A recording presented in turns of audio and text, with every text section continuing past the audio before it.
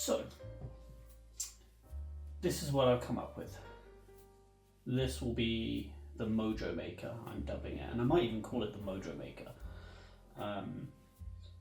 Essentially, after tearing down the old boards, I took the biggest board, which was on the left, that was destined for the Inglenook shunting puzzle for Oakenham, and I cut the front 20 centimetres off. So it's 20 centimetres by 93, I think, closer to 90, I think, centimetres.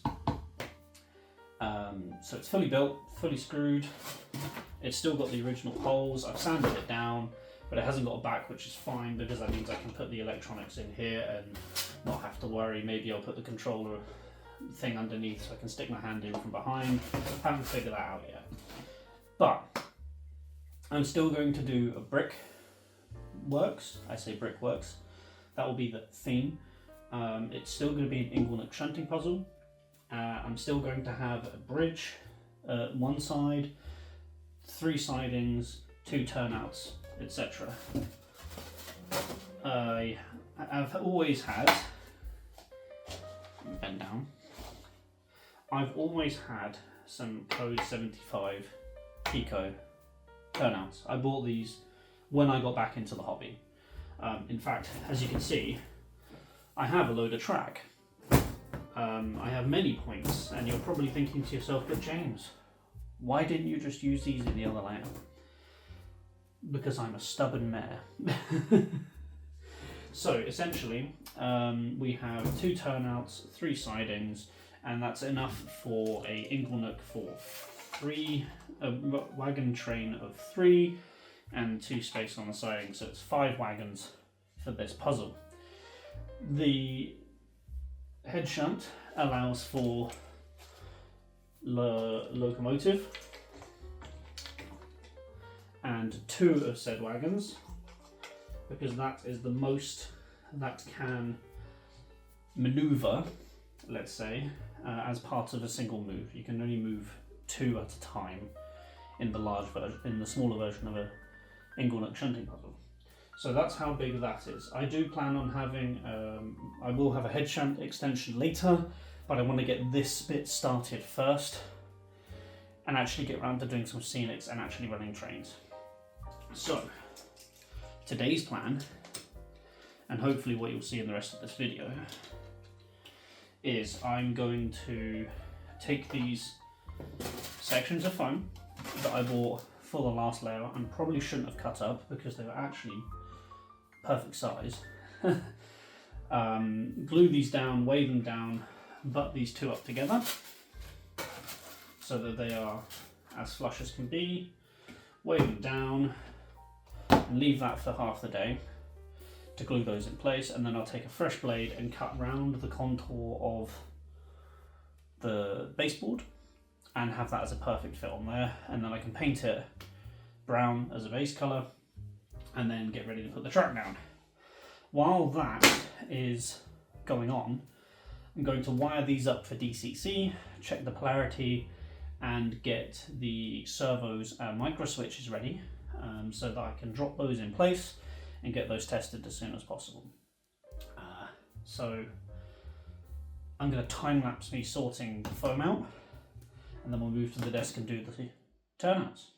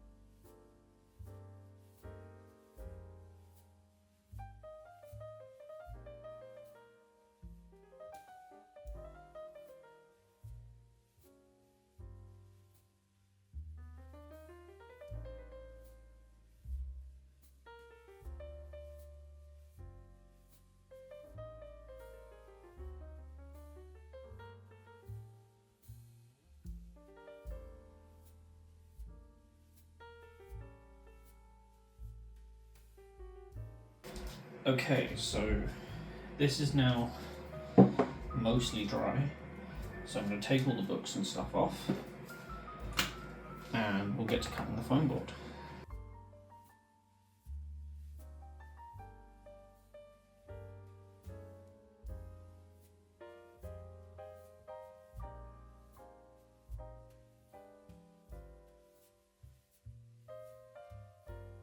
By the way, if any of you have got any Great Western books that you want to get a shot of, let me know. Particularly I'm looking for number 2 of this series, The History of the Great Western Railway by Peter Simmons.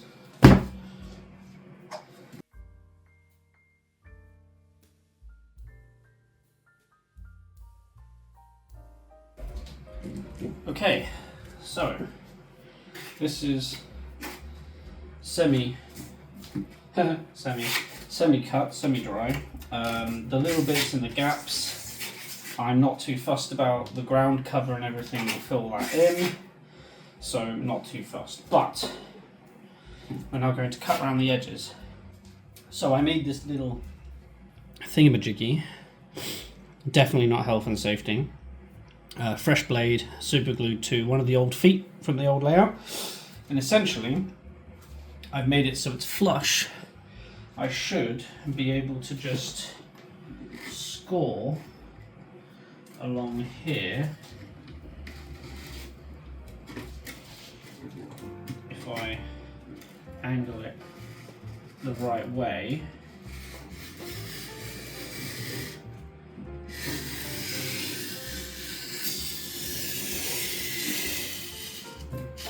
Like this. And if I do a few passes,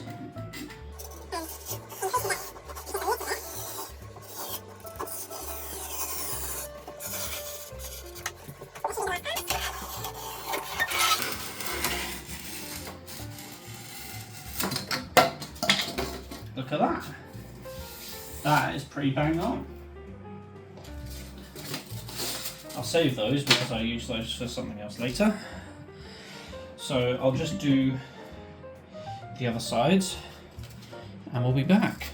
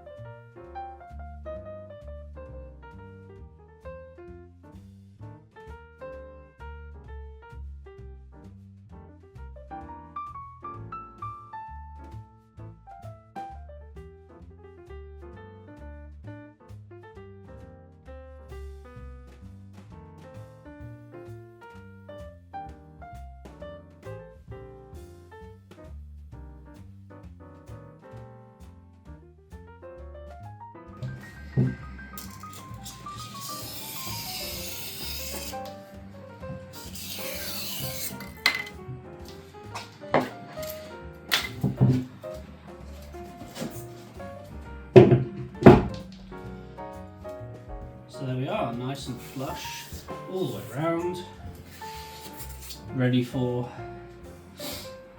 a lick of paint. I'm not too fussed about the corners and things because eventually I do want to put a fascia plate on the front and a side panel and back and top, so the whole thing will be enclosed.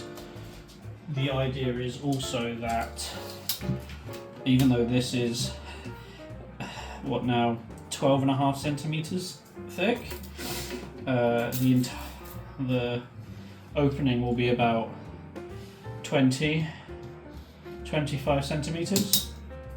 So the back seam will also, the top of the layout will come to about the same. So yes, because I do want to enclose this and I do want to make it so that that whole top back seam thing can be disassembled, so it's easy to move if I want to move it. So next step is masking off the baseboard itself and get this top set painted. Okay, so we have some tape, some brown craft paint, and a roller. Yes, I'm using a roller instead of a paintbrush because I don't have any of my cheap paintbrushes left. I have used them all. So we're going to tape up the bottom, stick some of this brown paint on, which looks to be different shades but similar. So we'll just mix it in and create a ground surface. So time lapse. It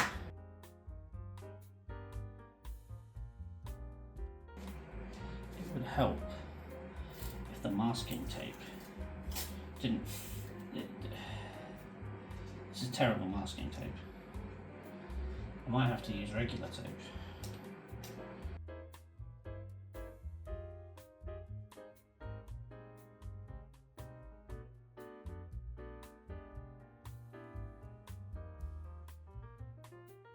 Okay, slight change of plan. We're using brown box tape.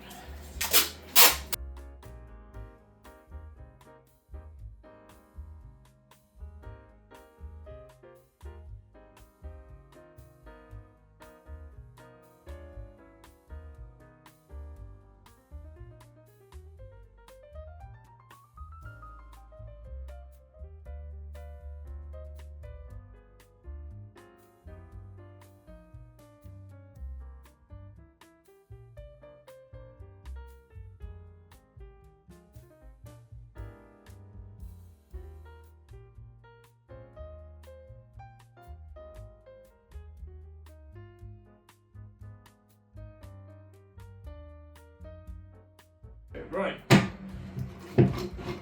that is now up. Time to paint.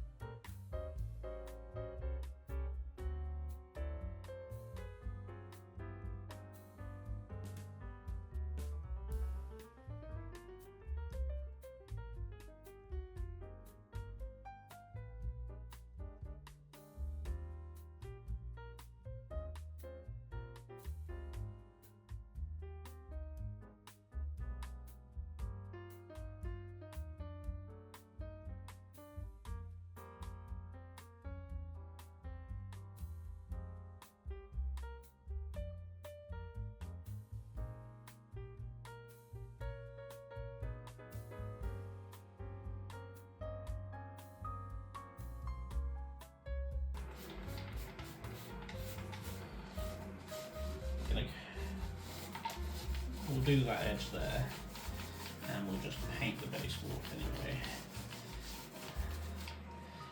If the masking tape had worked, I would have taped it up. Okay, so this is where we are ending Sunday.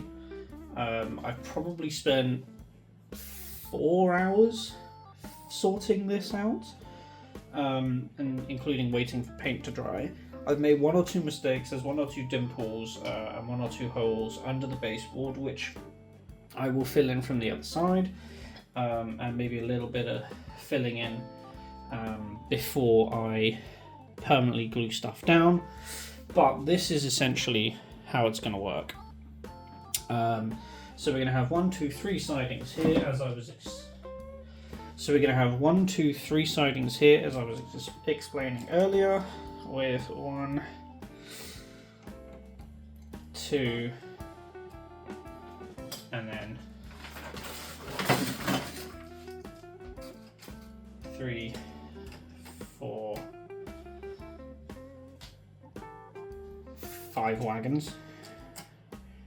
So 5 wagons like this, each with the points. I've already removed the springs from these, so these are DCC ready. I checked the resistance and made sure that each of the things, each of the frog is set apart from the stock rails and the switchblades on both of these, and I'll wire that up with the servo mounts probably tomorrow. But this is essentially how it is. So I think this is great for a first day. So I'm going to close this video off here. I'm going to edit all of this up, put it up as soon as possible, and we'll move on tomorrow and get some wiring done, and I'll get that video out as soon as possible as well, so you can keep up. Sorry there's nothing running today. I've honestly run out of time today. I've got stuff I need to do this evening, kids to put to sleep, etc. So yeah, I'm looking forward to getting this done. This is probably the most progress. This is the most progress of a layout that I have done, and I honestly think this is what I should have done in the first place. So thank you to everyone who was badgering me for so long to get this done. So we'll see how it goes. So just before we wrap up, Pink Thing is a low relief warehouse that will have a little platform. There will be ash ballast sort of thing as a yard.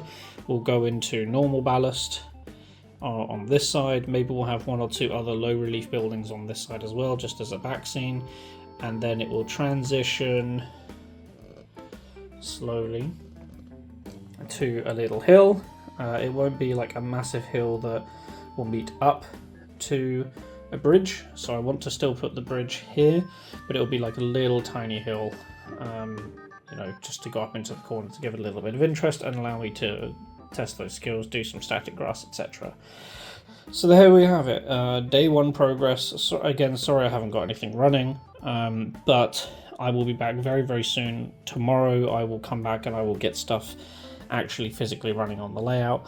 I have tested each of the sections to make sure that something runs, but I've just run out of time today. So thank you very much, and I'll see you all in the next one.